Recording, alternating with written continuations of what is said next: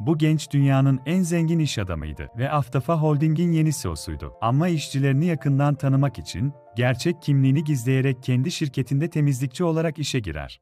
Bunlar daha benim şirketin CEO'su olduğumu bilmiyorlar. Acaba nasıl insanlar? Temizlikçi parçası, buraya gel.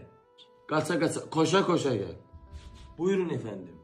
Arkadaşımla bana 2 stakan su getir. Benim suyum biraz sıcak olsun. Ama bu benim işim değil. Ben sadece bir temizlikçiyim. Karşı mı geliyorsun? Seni işten kovarım. Sanırım temizlikçi kovulmak istiyor. Siz maliye müdürüsünüz.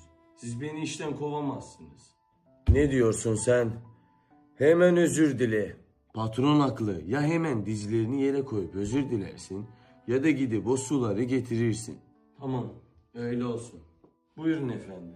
Ah, seni pis temizlikçi. Üst başımı mahvettin. Şişes misin lan sen? Siz benimle böyle konuşamazsınız. İstediğim gibi konuşurum. Ben maliye müdürüyüm. Bu da yardımcım. Sensin pis bir dilencisin. İyi söyledin patron. O sadece pis bir dilenci. Sen benim kim olduğumu biliyor musun? Kimsin lan sen? Acaba kimsin? Çok merak ettik. Ben Aftafa Holding'in CEO'suyum. Ne? Ne?